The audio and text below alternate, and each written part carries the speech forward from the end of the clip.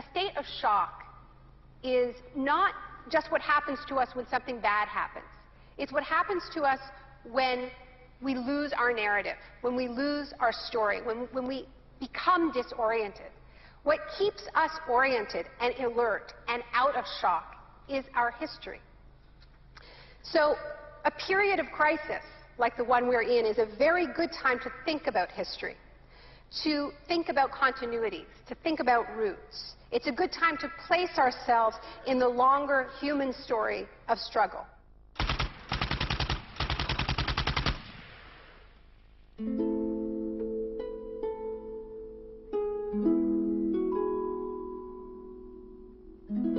The story begins on June 1st, 1951, when representatives of Western intelligence agencies secretly met with academics at Montreal's Ritz-Carlton Hotel. This meeting contributed to military-funded research into the effects of sensory deprivation at McGill University. Sensory deprivation really is a way of producing extreme monotony. It causes loss of critical capacity. The thinking is less clear. The subject complains that he can't even daydream. And when you have college students that can't daydream, they're in a bad way. I began to think while we were doing our experiments that it's possible that something that involves physical discomfort or even pain might be more tolerable than simply the deprivation conditions that we studied. Hebb decided to stop work on the research. But I had no idea when I suggested that what a vicious weapon, potentially vicious weapon, this could be. These are the days, and ours are the occasions. But experiments at McGill continued under the ambitious head of psychiatry, Dr. Ewan Cameron. What he did was much more than what we had done. We did our work strictly with the understanding that the subject could get up and walk out at any point he wished to, and some of them did. Cameron's patients were not so lucky. The Allen Memorial Institute, where he worked, began to resemble a macabre prison, where Cameron performed bizarre experiments on his psychiatric patients. Cameron wanted to de-pattern or wipe clean his patient's mind, so he could rebuild them from a blank slate. Janine Huard was a young mother of 4, suffering from postnatal depression. I used to shiver when they told me about, you're going to get a shock treatment tomorrow. I used to shiver. I was so scared of it.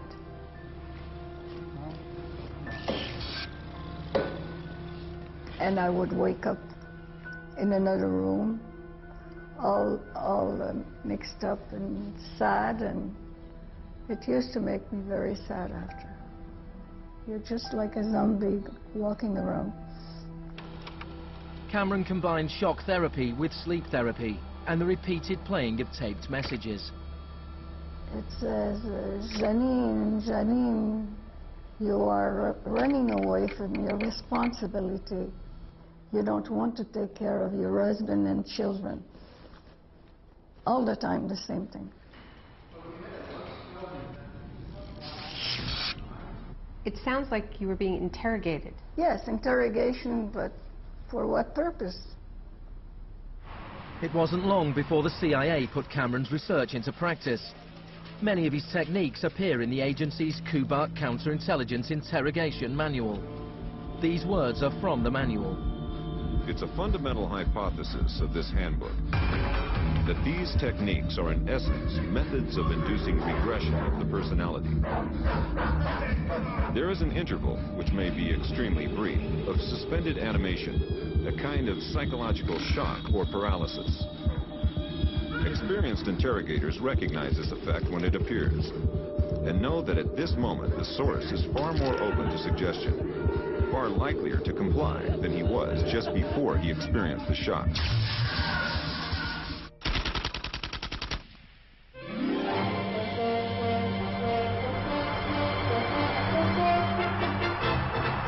At the same time as Ewan Cameron was conducting his experiments in Montreal, an exponent of another kind of shock was working not so far away. Milton Freidman was teaching economics at the University of Chicago. He believed economic shock therapy could encourage societies to accept a purer form of deregulated capitalism. In October 2008, in the midst of the biggest financial crisis since 1929, Naomi Klein went to the University of Chicago to talk about Milton Freidman. When Milton Freidman turned 90, the Bush White House held a birthday party for him. And everyone made speeches, including George Bush. But there was a really good speech that was given by Donald Rumsfeld. My favorite quote in that speech from Rumsfeld is this. He said, "Milton is the embodiment of the truth that ideas have consequences." What I want to argue here is that the economic chaos that we're seeing right now on Wall Street and on Main Street and in Washington stems from many factors, of course, but among them are the ideas of Milton Freidman. The Wall Street crash of 1929 led to the Depression of the 30s.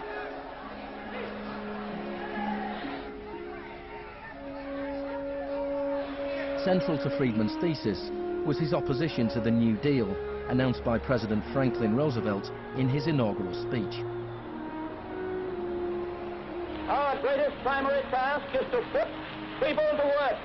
This is no unsolvable problem if we face it wisely and courageously.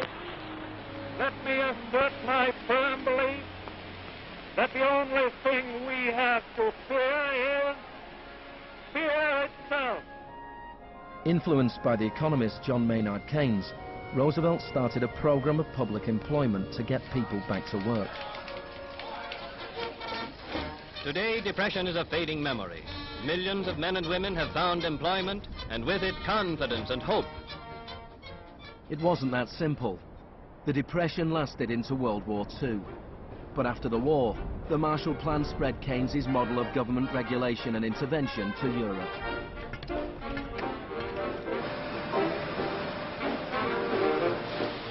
His principles were widely accepted, but not in the economics department of the University of Chicago. Milton Freidman from this university waged a war against the New Deal. Freidman was a member of a group called the Unpopular Society, led by the Austrian economist Friedrich von Hayek. They believed that if government stopped providing services and stopped regulating markets, the economy would correct itself. In the 50s, they were seen as cranks, but over the last 30 years, their ideas have become the dominant economic doctrine. The thesis of the Shock Doctrine is that we've been sold a fairy tale about how these radical policies have swept the globe. That they haven't swept the globe on the backs of freedom and democracy, but they have needed shocks, they have needed crises, they have needed states of emergencies. Milton Freidman understood the utility of crisis. Only a crisis, actual or perceived, produces real change. When that crisis occurs, the actions that are taken depend on the ideas that are lying around.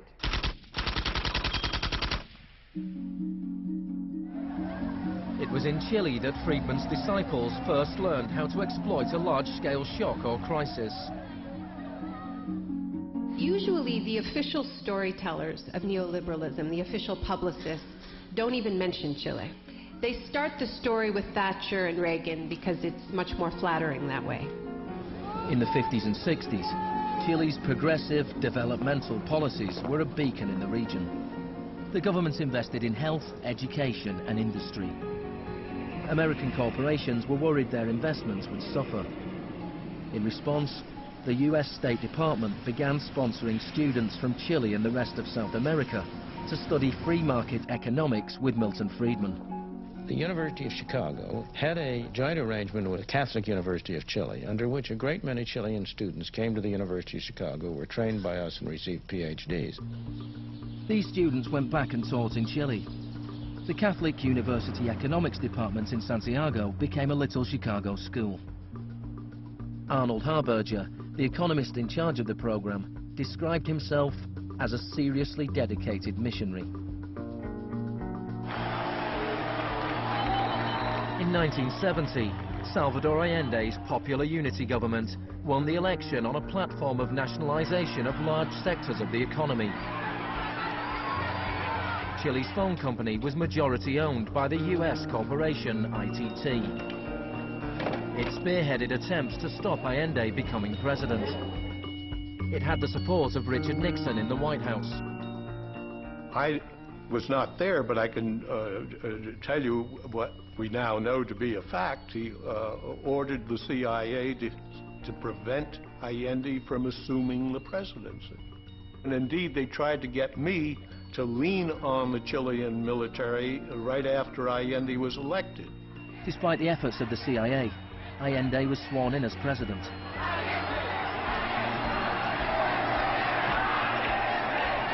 Richard Nixon ordered the CIA director to make the economy scream.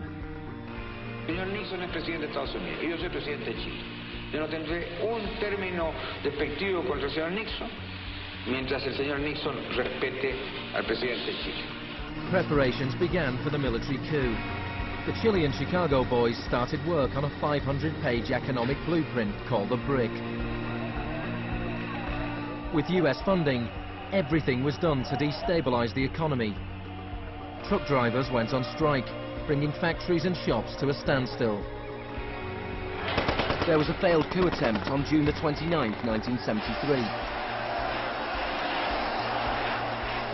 And then on September the 11th, with General Pinochet leading the army, the assault began on the presidential palace.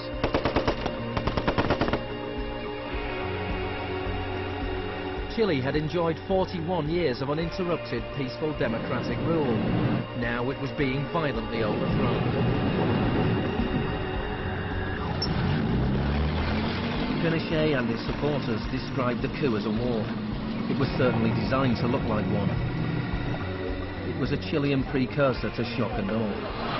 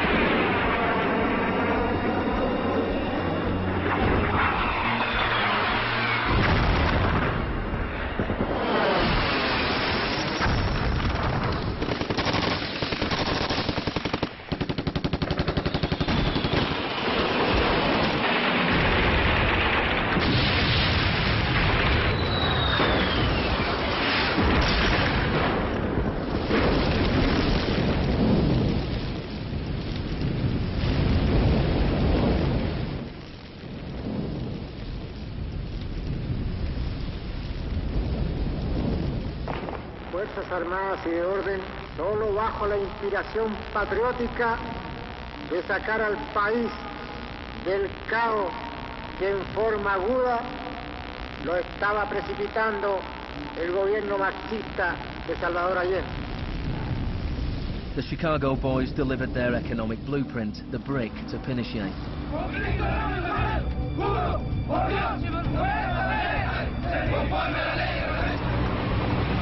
In the days that followed, more than 13,000 opponents were arrested and imprisoned.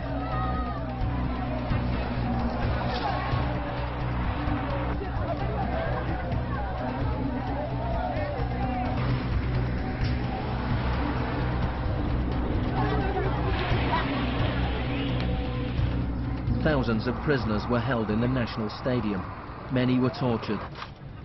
Chile became notorious around the world. ¿Cuántas personas?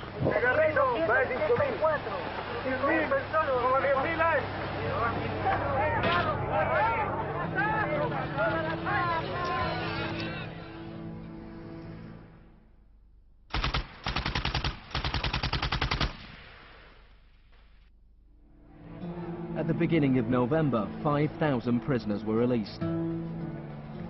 The 900 they left behind were transferred to other detention centers.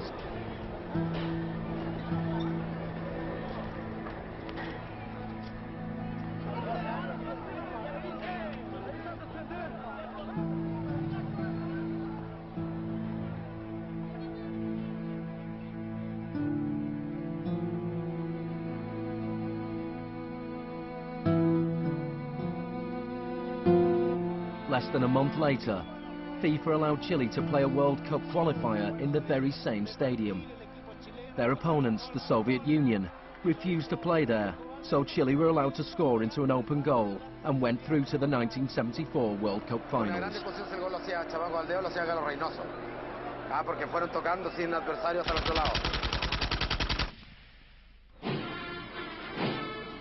With the population in shock, Pinochet imposed the policies recommended by the Chicago Boys. Removal of price controls, the sale of state companies, the removal of import barriers and cuts to government expenditure. Freidman later openly acknowledged the importance of the Chilean experiment. Here was the first case in which you had a movement toward communism, which was replaced by a movement toward free markets. It didn't work. A year later, inflation was 375% per year, the highest in the world. So in March 1975, Arnold Harberger and Milton Freidman flew into Santiago. He used a phrase that had never before been used in a real-world economic crisis. He called for shock treatment. He said that he was like a doctor that was going to help a country that was suffering an epidemic, and he was simply prescribing the medicine. Freidman wrote that General Pinochet was sympathetically attracted to the idea of a shock treatment, but was clearly distressed at the temporary unemployment it might cause.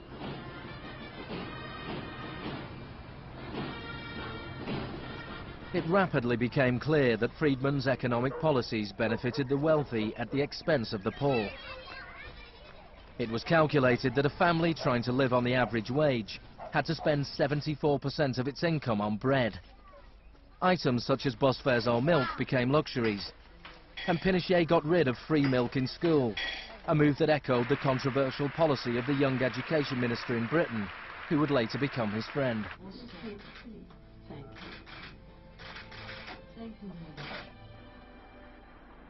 In order to enforce these economic policies, there had to be an enemy to fear. Tampoco creo que se haya triunfado totalmente sobre el marxismo. El marxismo es como un fantasma. Cuesta mucho tomarlo. Mejor dicho, no se puede tomar.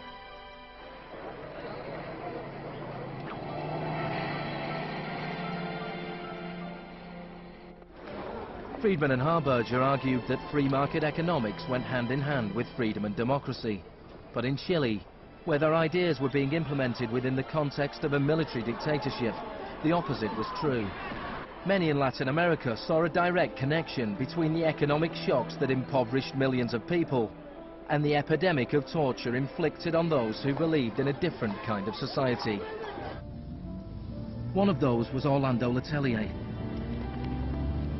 Letelier had been Allende's ambassador in Washington. He spent a year in one of Pinochet's prisons before being exiled back to America. In 1976, Letelier wrote, "The economic plan has had to be enforced, and in the Chilean context, that could only be done by the killing of thousands, the establishment of concentration camps all over the country, and the jailing of more than 100,000 persons in 3 years.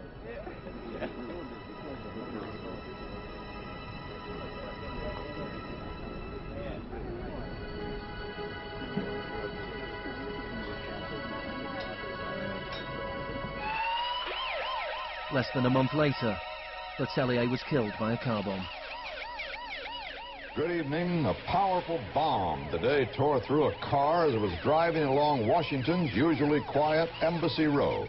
The Chilean was Orlando Letelier, who also had been foreign minister during the last months of the late Salvador Allende's Marxist regime. Richard Roth reports. Michael Townley, a member of Pinochet's secret police, was behind the bombing. He'd entered the US on a false passport with the knowledge of the CIA. Michael, buenas noches. Buenas noches, Pablo. La opinión del Poder Judicial chileno, ¿hay confianza en él? Mire, yo confío plenamente en la justicia chilena como patriota y luchador antimarxista y juntista por sobre todas las cosas. Despite his confidence, Townley was extradited to the US and convicted of Letelier's murder. Pinochet ruled Chile as a military dictator for 17 years, but in a frank interview, Harberger remained in denial. You cannot have a repressive government for long within a genuinely free economic system. In the same year as Orlando Letelier's murder, Milton Freidman was awarded the Nobel Prize for Economics. You know, you people have such a distorted idea of what went on. Let me tell you some facts. Number one, I was offered 2 honorary degrees by universities in Chile before I went down. I refused to take them because those universities were being supported in part by public funds, and I did not want to appear in any way to provide any support to the political system in Chile. I'm not a representative of Chile. I'm not an advisor to Chile. I have no commitments to the government of Chile.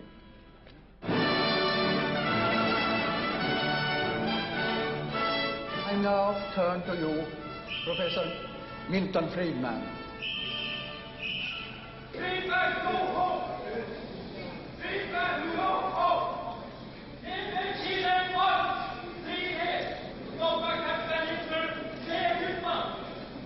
I am very sorry for this incident.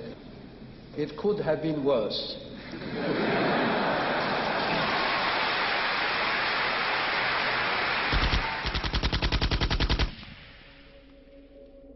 What I'm trying to do in the Shock Doctrine is tell an alternative history of how this savage stream of pure capitalism that we've been living, capitalism unrestrained, came to dominate the world. Chile wasn't the only country in South America to adopt Chicago school policies. Freidman's disciples held key positions in Brazil and advised the government of Uruguay. Then on March the 24th, 1976, a military coup overturned the government of Isabel Perón in Argentina. A junta of 3 generals took over the country, led by General Videla. Chicago boys landed key economic posts in the military government. They seized the opportunity for major economic and social re-engineering. And within a year of the coup, wages lost 40% of their value, factories closed, poverty spiraled. Just as in Chile, people had to be terrorized into accepting these economic policies. Videla learnt from Pinochet's experience. He adopted the tactic of disappearing people. Striking a balance between public and private horror, disappearances were often carried out in broad daylight, but could always be denied.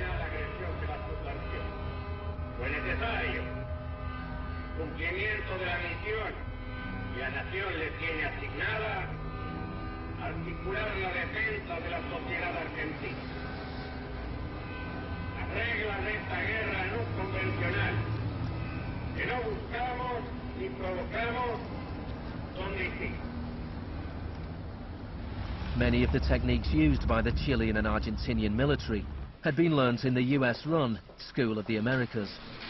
Torture techniques taught from rape to derobing, to torture with pointed objects, breaking of extremities, poking eyes out, branding. In Latin America, there are various regimes which at the moment are abusing human rights. Political murder, torture, deportations, imprisonment without trial, using the techniques they may have learned in this establishment. You may be right. If you can say that the skills which we've taught here have been applied, I can't deny that. The use of torture of a known enemy soldier to gain some kind of military advantage, I think is justifiable and smart. To go beyond that, to use torture techniques merely to intimidate people is completely wrong, unethical and immoral. But in Argentina and Chile, these techniques were not used just on soldiers or terrorists. They were used on students and union members. They were used on anyone who opposed the free market economic policies of the regime.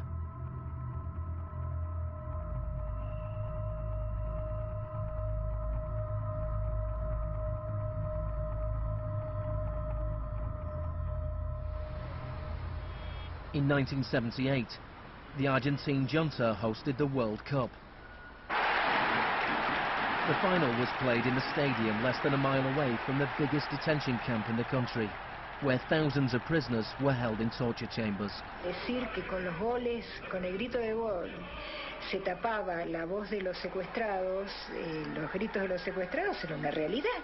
Organización extraordinaria, miles y miles de banderas, miles y miles de gargantas enronquecidas, 25 millones de argentinos que tienen un solo color, el celeste y blanco. El fútbol ha hecho el milagro del país, de este país maravilloso que nos siguen atacando a aquellos. And Argentina took their terror regime one step further than Chile. Among the disappeared were hundreds of pregnant women, women who were allowed to give birth before being murdered.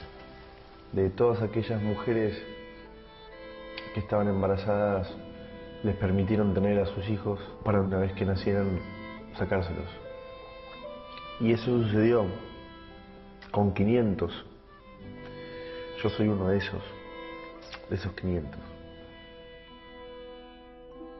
Those children, many of whom were raised by families connected to the military, were a powerful reminder of the junta's project to re-engineer an entire society.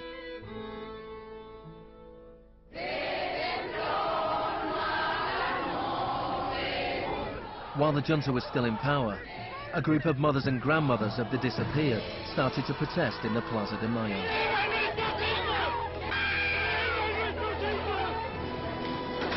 They turned detective, searching for the disappeared children. After the junta collapsed, some were found and reunited with their families. Occasionally they found remains. Mostly they found nothing.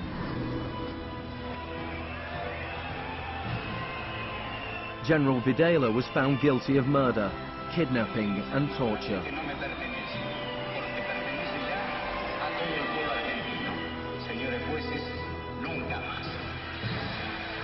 He was sentenced to life in prison.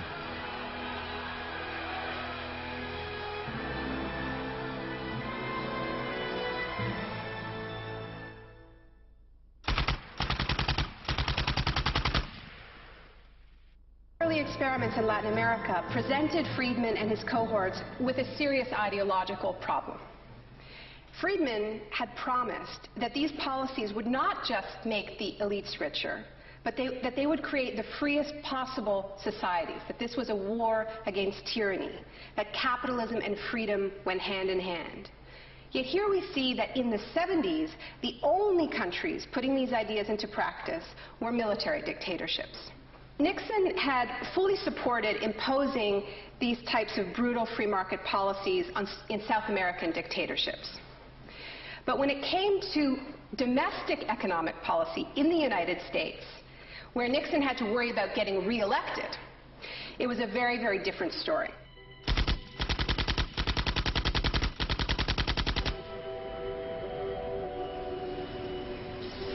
Freidman enjoyed a friendly relationship with Nixon. Several of his Chicago school colleagues and disciples were recruited to work for the government. Donald Rumsfeld was one of them. So help me God. Congratulations. Thanks. But in 1971, with the economy in a slump, Nixon turned his back on Freidman's ideas and imposed a wage and price control policy. He put Rumsfeld in charge. Which is essentially a problem of supply and demand. I have for long been opposed to the wage and price control. I believe it involves government intervention with the freedom of individuals. I think it's intolerable. The Keynesian policy was a success, and Nixon won a second term with a landslide majority. It was a blow for Freidman. Then in 1979, Margaret Thatcher was elected Prime Minister of Britain. Her intellectual guru was Milton Freidman's old mentor, Friedrich von Hayek. And just over a year later, Ronald Reagan was elected President of the United States. Both Britain and America were now ruled by unabashed Freemanites. Margaret Thatcher's program when she came in had 4 planks. Cut government spending, cut tax rates, reduce government ownership and operation of industries or regulation of industry, and have a moderate and stable monetary policy to bring down inflation. Within her first 3 years in office, unemployment doubled in parts of the economy, leading to waves of strikes. Thatcher's personal approval rating slumped to 25%. There were riots in Britain's major cities. Even Margaret Thatcher's admirers had their doubts. The economic performance of the Thatcher government has been mixed.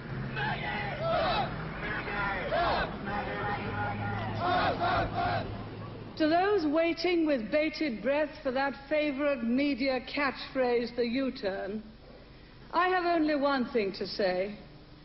U-turn if you want to.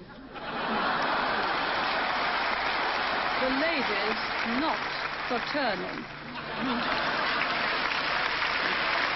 Friedrich von Hayek urged Thatcher to copy Pinochet's economic shock therapy policies. Thatcher replied, "In Britain, with our democratic institutions and with the need for a high degree of consent, some of the measures adopted in Chile are quite unacceptable." Thatcher's profound unpopularity seemed to be proving once again that free market fundamentalism was simply too unpopular, too directly harmful to too many people to survive in a democratic state where governing requires getting the consent of the governed, unlike a military dictatorship. What pulled Thatcher back from the abyss and ultimately saved the project was a crisis. Indeed, it was the ultimate crisis. It was a war. We are here because for the first time for many years, British sovereign territory has been invaded by a foreign power. The government has now decided that a large task force will sail as soon as all preparations are complete. HMS Invincible will be in the lead. Most people in Britain had never even heard of the Falklands. But when Argentina invaded a small group of islands thousands of miles away in the South Atlantic, Thatcher seized her opportunity to prove her credentials as the Iron Lady. Gentlemen, I've just heard that the white flag is flying over Stanley. The war was over in less than 3 months. As the troops returned to Britain, a wave of patriotic celebrations swept the country. Thatcher won the 1983 elections with a massive majority. She could now push through a form of the economic shock therapy witnessed in Chile.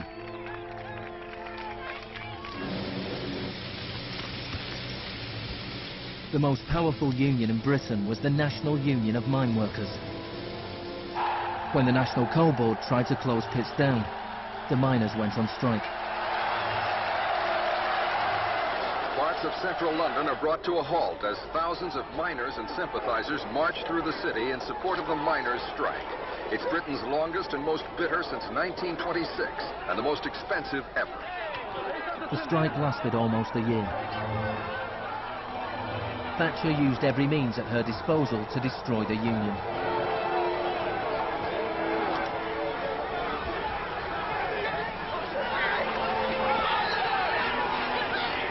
Eventually, the miners were defeated. Thatcher used this victory to bring the Chicago School Revolution to Britain. A series of glossy commercials promoted a massive program of privatizations.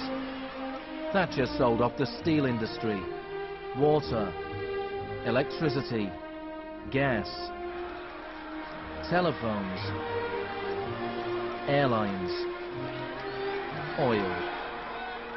Public housing was sold off. Council services put out to tender. In 1986, financial and banking services were deregulated. It was called the Big Bang. No one here tonight needs reminding that the Big Bang is only a beginning. In Britain, before Thatcher, a CEO earned 10 times as much as the average worker. By 2007, they earned more than 100 times as much.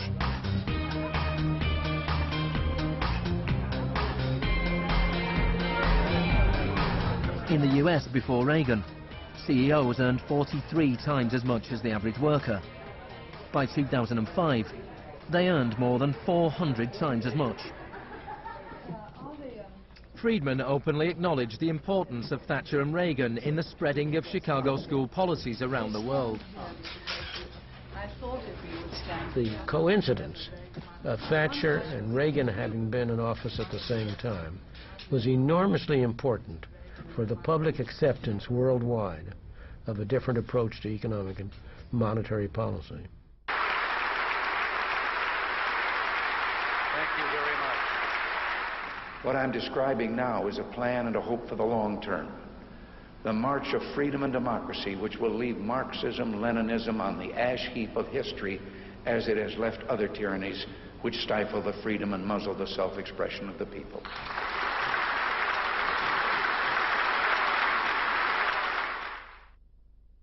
Now, we all know the fairy tale about the fall of communism, that the West under Reagan and Thatcher looked so prosperous to the people of the former communist bloc that they themselves demanded radical free market policies. Now, this really is a fairy tale. It is true that people who had been living under authoritarian communism genuinely wanted democracy, and it's also true that people wanted to be able to go out and buy blue jeans and have Big Macs. That is true. But that does not mean that they wanted the kind of Wild West capitalism of oligarchs gone mad and no social protections that so many Eastern Bloc countries actually ended up with and suffer under to this day. Thatcher had done everything she could to break the power of the unions in Britain.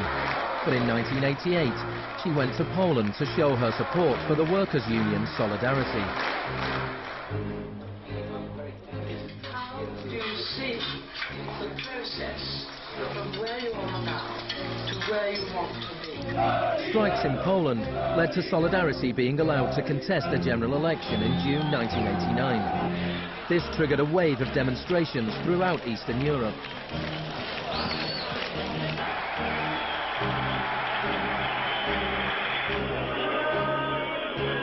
In the past, the Soviet Union had used military force to crush democratic movements. But the Soviet Union had a new type of leader, Mikhail Gorbachev, who was committed to glasnost and perestroika. He talked about a third way, a gradual transition to Scandinavian-style social democracy, something between free market capitalism and communism. Gorbachev charmed the public and politicians of the West. He's a bold, a determined and courageous leader. Gorbachev stood and watched as one by one the old communist regimes collapsed.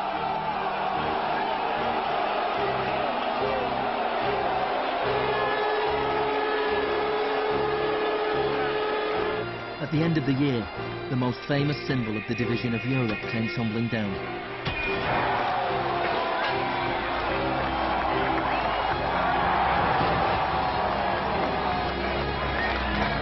For Freidman and the Chicago boys, a whole new world opened up. In the Soviet Union, Gorbachev was hoping to gradually reform the Russian economy. In 1991, Gorbachev was invited to the G7 summit in London. He was hoping for financial support for his gradual economic reforms. Instead, he was told that unless he embraced radical shock therapy, there would be no aid at all. Thank you, Mr. President. That's not a little close. The next month, there was a coup attempt against him. A group of Communist Party hardliners placed Gorbachev under house arrest in his holiday home in the Crimea. Tanks surrounded the White House, the Russian parliament.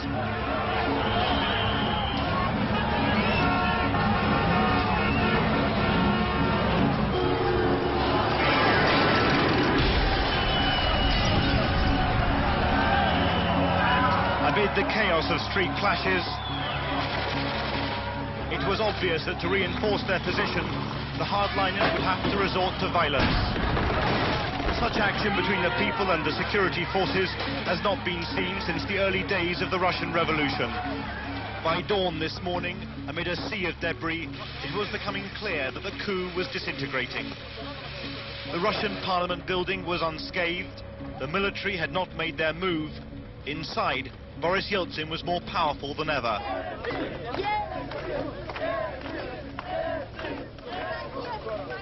This was Yeltsin's finest hour.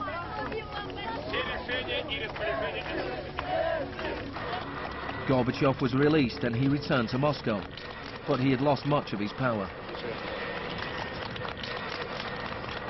Я выражаю признательность за принципиальную позицию россиянам, президенту России Борису Николаевичу Ельцину. In December 1991, the Soviet Union was dissolved, a profound shock for the Russian people. Yeltsin was now in charge of economic policy for the Russian Federation. The free market came to Russia. There was chaos. The adoption of Chicago school policies in Russia marked the beginning of a new chapter in the free market crusade. It was all shock, no therapy.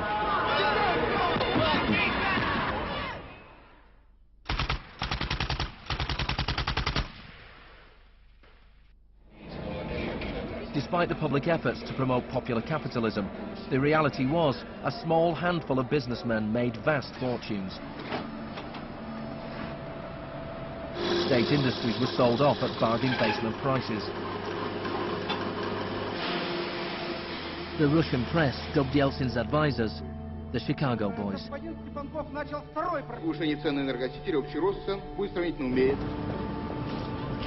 Yeltsin's shock therapy meant that in 1992, the average Russian consumed 40% less than in 1991.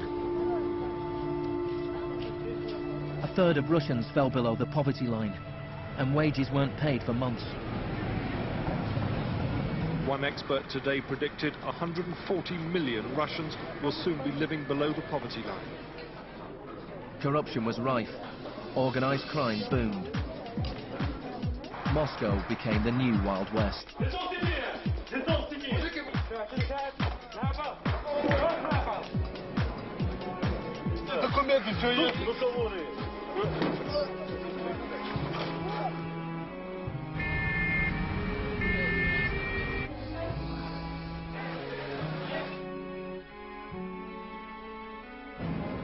The majority of Russians opposed the Chicago Boys' radical vision for their country. In March 1993, Parliament made a crucial decision. It voted to repeal the special powers it had given to Yeltsin. Yeltsin declared a state of emergency.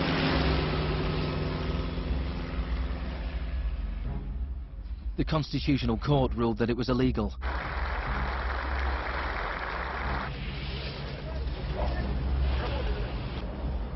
On September 21st, Yeltsin took the Pinochet option and dissolved Parliament.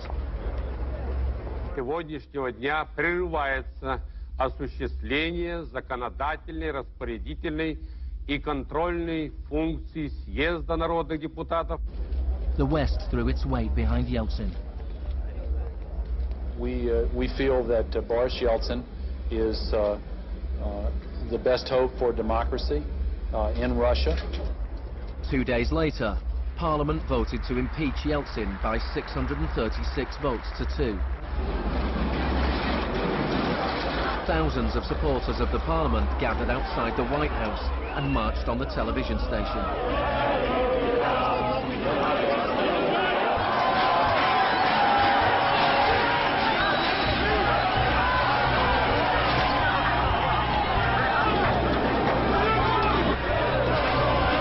It looked like the supporters of Parliament were winning.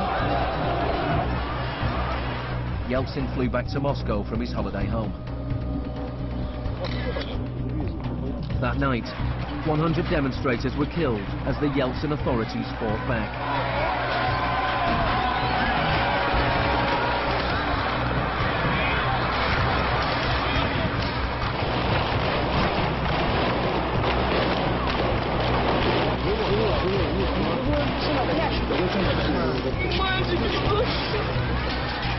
On the 4th of October, he ordered troops to storm the White House, shelling the very building he had defended 2 years earlier.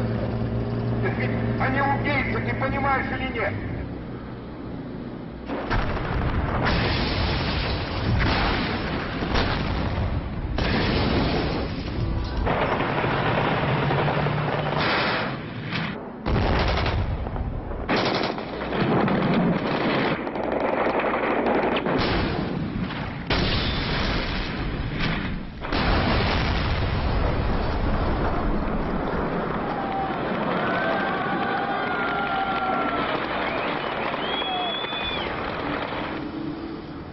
Christopher, the US Secretary of State, said, "The United States does not easily support the suspension of parliaments, but these are extraordinary times."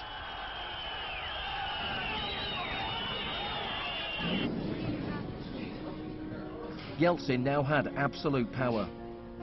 With the advice of his Chicago boys, he ruled through a form of crony capitalism.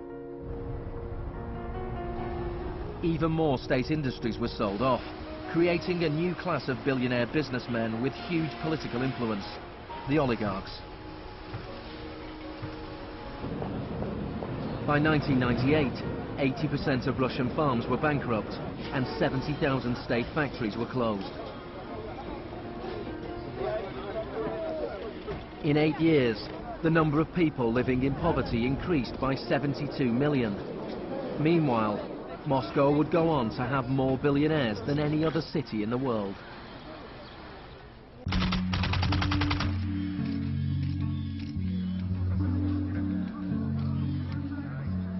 Good afternoon. Thank you for coming. Today it is my honor to announce that I'm submitting the name of Donald Rumsfeld to be Secretary of Defense. I look forward to serving our country again. Rumsfeld had been Secretary of Defense before under Gerald Ford. Then, the enemy we were supposed to fear was the Soviet Union. I'm not saying with certainty that the Russians are coming. I'm saying the trends are here. I'm not saying the Russians are 10 feet tall. I'm saying they used to be 5'3". They're now 9.5, and they're growing. Now there was a new enemy closer to home. On September the 10th, 2001, Rumsfeld made a speech laying out his plans to privatize much of the US military. Milton Freidman would have been proud. He said, "The topic today is an adversary that poses a threat. A serious threat to the security of the United States of America. This adversary is one of the world's last bastions of central planning. It governs by dictating 5-year plans. Perhaps this adversary sounds like the former Soviet Union, but that enemy is gone. This adversary is closer to home. It's the Pentagon bureaucracy. Today, we declare war on bureaucracy." The next day, American Airlines Flight 77 crashed into the Pentagon, killing 184 people.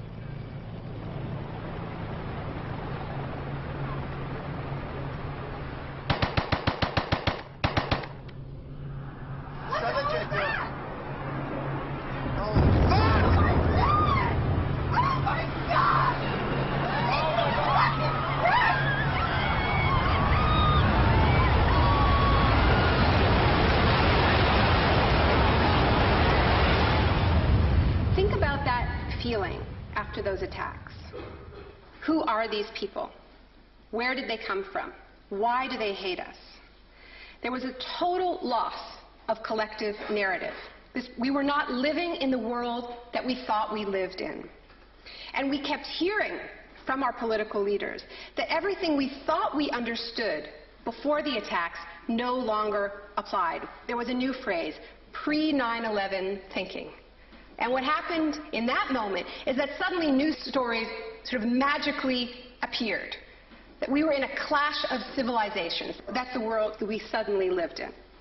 That there was an axis of evil, and that we were fighting a war against terror. This abstract, unwinnable war has had huge economic consequences. Before 2001, Homeland Security barely registered as an industry. Today, it is bigger than Hollywood and the music industry combined. Between September the 11th, 2001 and 2006, the Department of Homeland Security handed out $130 billion to private contractors. This is the Disaster Capitalism complex. a new economy built on fear.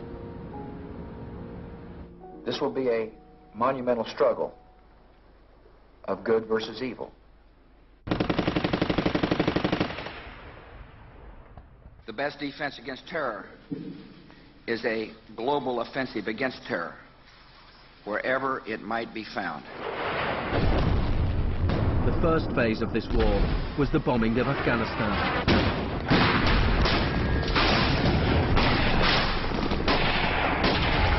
The Taliban government was quickly overthrown. The aftermath of the war was more complicated. Our fight against terrorism began in Afghanistan, but it will not end there.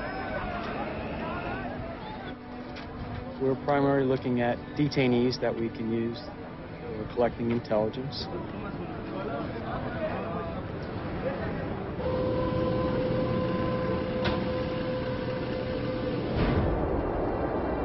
Guantanamo was the first time that the techniques of the coup manual were explicitly and publicly being used by American forces, officially sanctioned in the White House and openly broadcast on television around the world.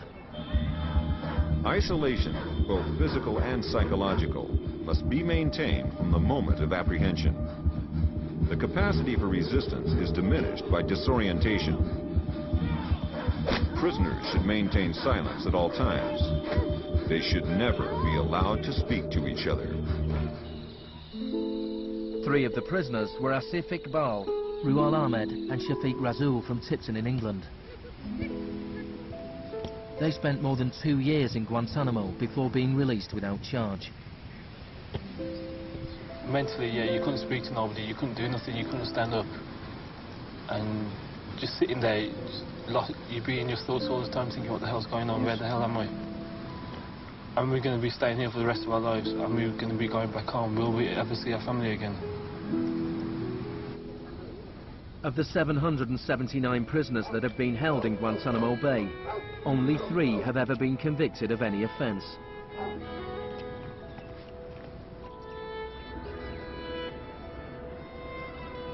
Well, the only thing I know for certain is that these are bad people. It was a message to the whole world, and the message was clear. It was, this is what happens to you if you get in our way. The war on terror is not about one man, and it is not about one country. There were many justifications given for the invasion of Iraq. But if the US had really wanted to attack a country where the leaders of Al-Qaeda were thought to be hiding, which had nuclear weapons and was selling nuclear technology to other countries, then Pakistan would have been the obvious choice. It had close connections to the Taliban and was being run by a military dictator. Instead, George Bush chose to target Iraq, a country with the 3rd largest oil reserves in the world.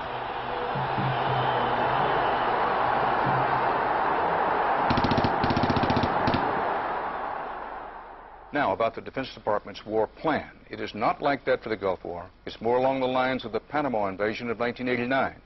CBS News has been told it would start on what's called A-Day. A as in airstrikes. Airstrikes so devastating, they would leave Saddam's soldiers unable or unwilling to fight.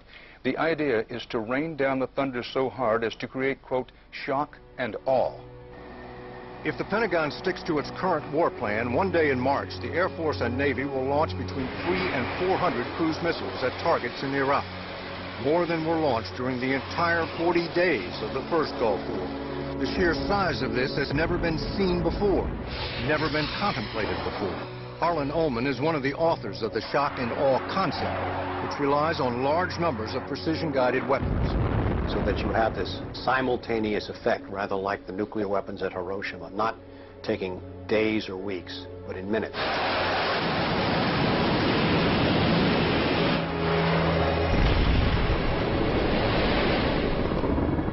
You also take the city down. By that I mean you get rid of their power, their water, and you begin this relentless campaign to wear them down so that 2, 3, 4, 5 days they are physically, emotionally, and psychologically exhausted.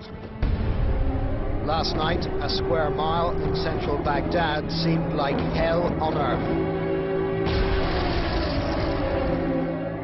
During the first wave of the bombing, the citizens of Baghdad suffered a version of the sensory deprivation described in the Kubark manual. In the chaos that followed the overthrow of Saddam Hussein, the US did little to stop the looting. Some US officials even thought it gave them a head start on dismantling the Iraqi state. John Agresto, Director of Higher Education Reconstruction, said he saw the looting of schools as the opportunity for a clean start. In fact, before sanctions, Iraq had the best education system in the region. 89% of Iraqis were literate. By contrast, in New Mexico, John Agresto's home state, 46% of the population were functionally illiterate.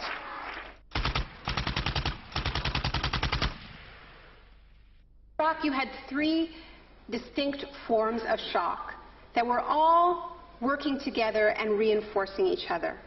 You had the shock of the war, which was immediately followed by economic shock therapy imposed under Paul Bremer.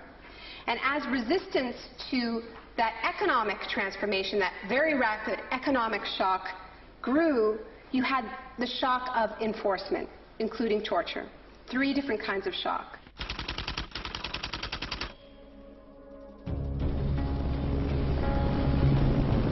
In May 2003, Paul Bremer was appointed US envoy to Iraq. 2 weeks after he arrived, he declared the country open for business. We considered that the coalition had very broad authorities to determine the direction of the Iraqi economy. Bremer knew little of Iraq, but he knew about disaster capitalism. He had launched crisis consulting practice at the start of the Homeland Security boom. Today is a very important day in Baghdad. Bremer spent the first 4 months passing classic Chicago school laws. Rumsfeld described Iraq as having some of the most enlightened and inviting tax and investment laws in the free world. One of the first acts of Bremer was to fire 500,000 state workers. This was partly an act of debartification, but slashing governments was also vintage Freidman. Money was promised for reconstruction. Our investment in the future of Afghanistan and Iraq is the greatest commitment of its kind since the Marshall Plan. But in fact, it was just the opposite. Whereas the Marshall Plan was intended to boost European industries, US aid money in Iraq was spent on US corporations.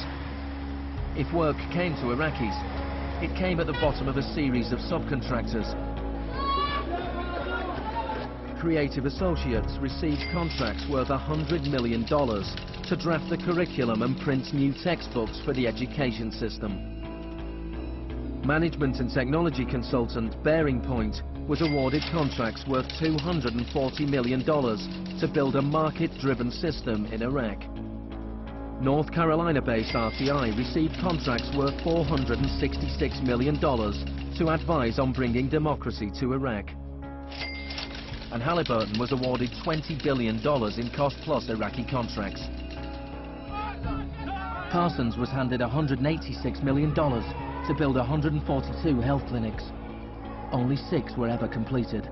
The basic electricity and water supplies hardly improved, despite billions being spent in the first 4 years. We're going to succeed here, and when we succeed here, we will have done something important, not just for 25 million Iraqis. We will have done something that serves Western interests in this whole region. Even the new Iraqi currency was printed abroad. Let me show you an example of these notes. The US even paid private contractors to monitor the work of the private contractors who won contracts.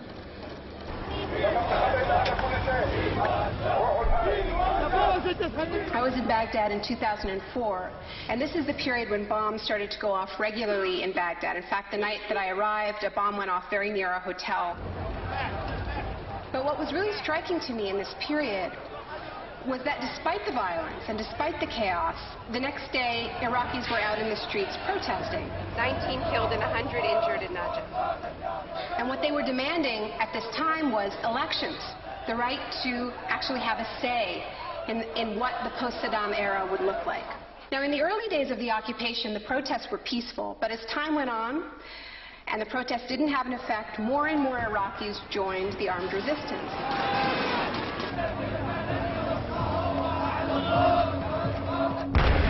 The violence spun out of control.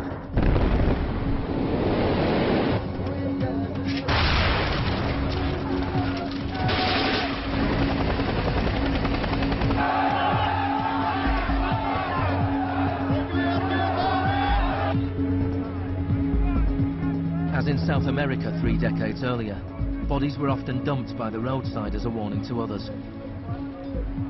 These were Iraq's disappeared.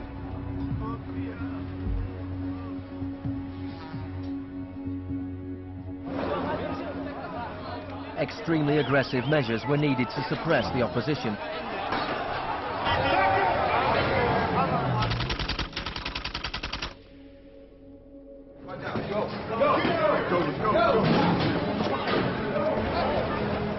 The first 3.5 years of the occupation, 61,500 Iraqis were captured. By spring 2007, 19,000 remained in custody. In prison, they were interrogated using techniques that could be traced to those devised by the CIA from Ewan Cameron's experiments in the 50s.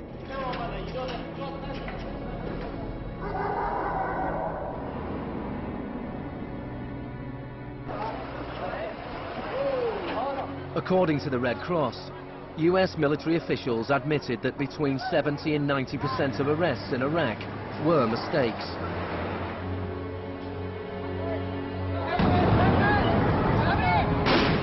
The chaos in Iraq seems like a defeat for shock therapy. But in Iraq, disaster capitalism moved on. Now the disaster itself provided the opportunity for profit.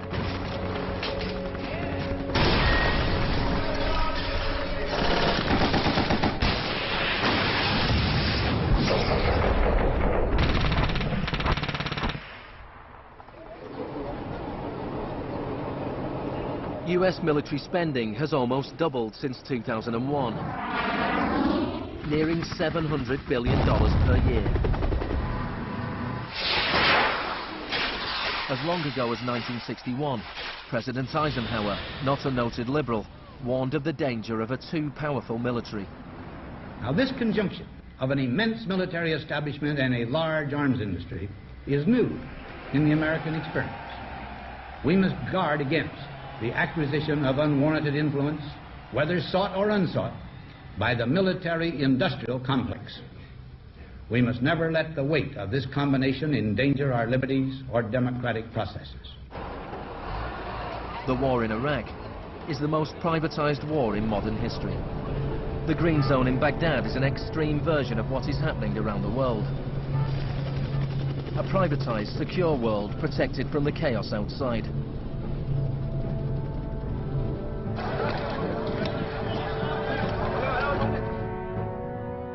In 1991, in the first Gulf War, for every 100 soldiers there was one military contractor. In 2003, at the beginning of the war in Iraq, for every 100 soldiers there were 10 contractors. By 2006, for every 100 soldiers there were 33 contractors. A year later, for every 100 soldiers there were 70 contractors. By July 2007, there were more contractors than soldiers in Iraq. This was going beyond what even Milton Freidman had dared to hope. The only things I would not denationalize are the armed forces, the courts, and some of your roads and highways. One of the most high-profile contractors was Blackwater USA. During the April 2004 uprising in Najaf, Blackwater assumed command over US Marines. Dozens of Iraqis were killed during the operation. The US had indemnified the private contractors against any Iraqi laws, so they were operating in a law-free bubble, a little like Guantanamo. I asked your Secretary of Defense a couple months ago what law governs their actions. Mr. I was Rumsfeld... going to ask him. Go ahead.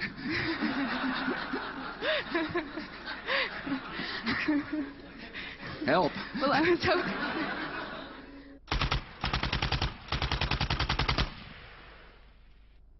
Just as Cameron's shock therapy left his patients confused and broken, so the multiple shocks inflicted on Iraq reduced the country to a lawless, violent, sectarian mess.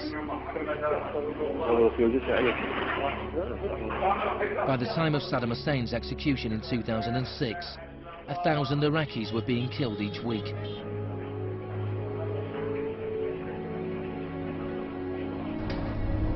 By April 2007, the United Nations High Commission for Refugees estimated 4 million people had had to leave their homes. Hundreds of thousands of Iraqis had died. I think the historians will write very clearly that we did a great and noble thing here.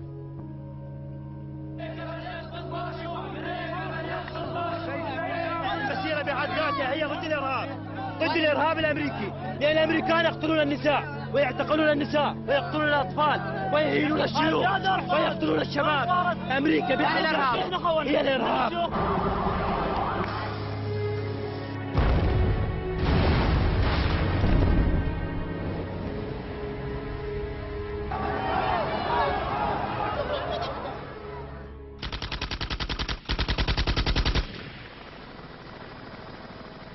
When Hurricane Katrina hit New Orleans in August 2005, the world was shocked to witness a sort of disaster apartheid.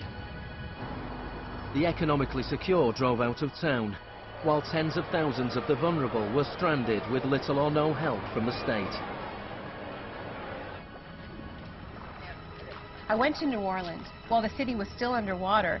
And what I saw was that what I had witnessed in Iraq was repeating, not in the aftermath of a war, but in the aftermath of a tremendous natural disaster. Milton Freidman died in 2006. His very last piece of public policy recommendation was an op-ed he wrote for the Wall Street Journal 3 months after Katrina. He said, most New Orleans schools are in ruins, as are the homes of children who have attended them. The children are now scattered all over the country. This is a tragedy. It is also an opportunity to radically reform the education system. He was advocating the wholesale privatization of the school system of this city. It was his sort of swan song.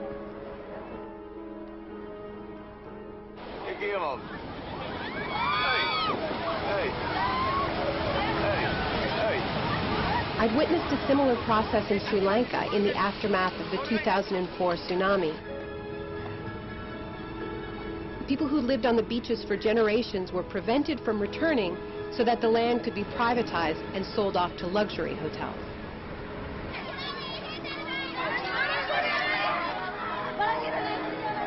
And this is exactly what I mean by the shock doctrine, the systematic raiding of the public sphere in the aftermath of a disaster, when people are too focused on the emergency, on their daily concerns, to protect their interests.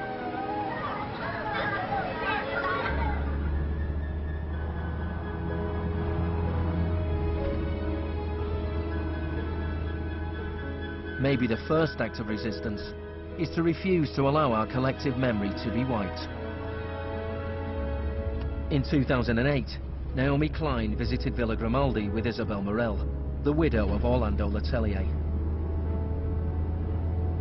Villa Grimaldi is a memorial to the cruelty of the Pinochet regime and to its eventual defeat.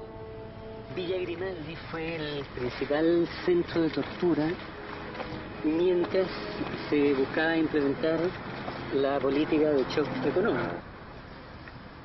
Esta es la que tú señalas en el libro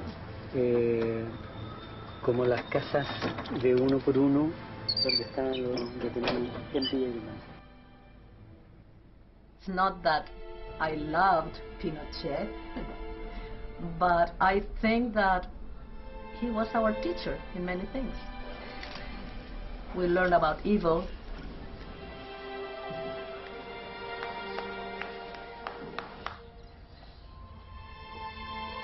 In 1998, Pinochet was arrested while he was in London. His old ally, Margaret Thatcher, stood by his side. I know how much we owe to you.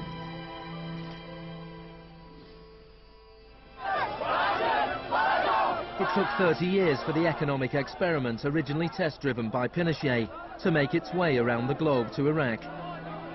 But the similarities between past and present are startling.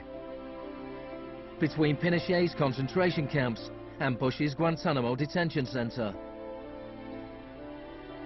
Between the disappeared in Chile and those in Iraq. Between the experiments of Ewan Cameron and the torture meted out on the prisoners of Abu Ghraib. These are the days and hours. He erased all the past. That's why he gave electroshocks. All the past from the patient, and he would implant some new ideas. But Janine resisted. In 1988, the CIA agreed to pay compensation to Janine and other victims of Ewan Cameron's experiments. Janine, are you proud that they tried to break you and that you have fought so hard and won? In a way I am. In a way I am. Because I must have some willpower seeds in me. It is very, very hard to fight a government. People would tell me, Janine, you don't fight a government. What's the matter with you? They're too big. But I had faith that we would win.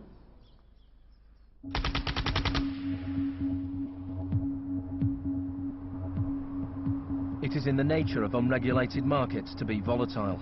Bubbles are allowed to inflate, and then, inevitably, they burst. Since the deregulation of the Big Bang in the 80s, there have been a number of market shocks. In 1987, there was Black Monday. Markets fell spectacularly. It was the largest one-day percentage decline in stock market history. In 1992, there was Black Wednesday, when currency speculators made fortunes betting against the pound. In 1997, there was the Asian contagion. In 1 year, $600 billion disappeared from the stock markets of Asia.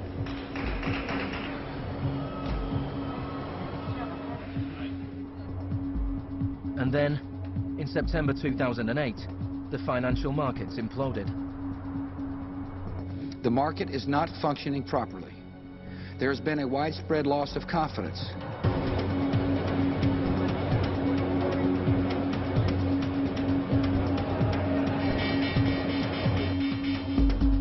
On September the 15th, Lehman Brothers filed for Chapter 11 bankruptcy protection. Yet only 1 week later, it was announced that workers at their New York office would share $2.5 billion in bonuses.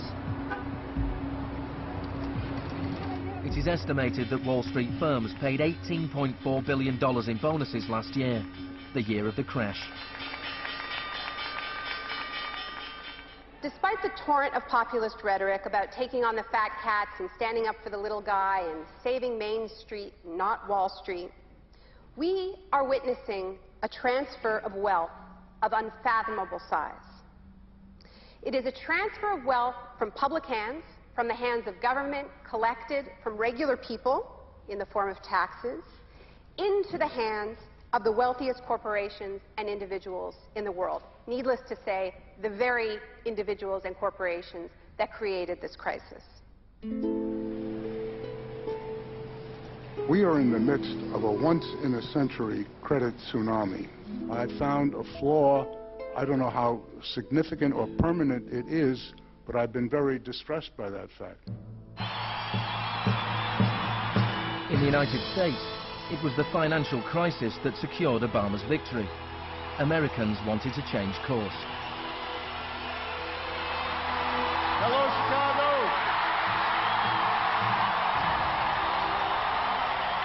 This crisis is clearly understood by almost everyone as being the direct result of this particular ideology of deregulation and privatization. The scale of the crisis offers the hope of change. The Shock Doctrine as a strategy relies on us not knowing about it for it to work. And what I find most hopeful about the current economic crisis is that this tactic is getting tired, because that element of surprise is no longer there. We're on to them, and it's not working. We're becoming shock resistant. The last time the world suffered a financial crisis as severe as this, people turned to the Keynesian policies of the New Deal. Let me assert my firm belief that the only thing we have to fear is fear itself. More than 1 million people came to Washington to hear Obama's inauguration speech. Many journalists made comparisons with FDR. Now, there's been a lot of talk recently about comparing Obama to Franklin Delano Roosevelt.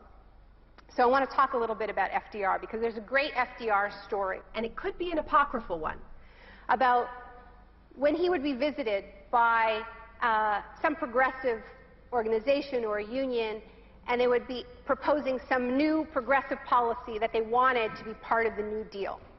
And he would hear them out, and he would listen to them, and then at the end he would say, "Now go out there and make me do it." And they did. In 1937, which was a pivotal year for the New Deal, do you know how many strikes there were in this country? 4,740 strikes, lasting an average of 20 days. Do you know how many strikes there were in 2007? 21. Now, the other reason to remember this history of struggle is that it tells us something very important, something that we need to remember at this moment when so much is at stake. It teaches us that if we want responses to this economic crisis that leave us with a world that is healthier, that is more just, that is more peaceful, we are going to have to go out there and make them do it. Thank you.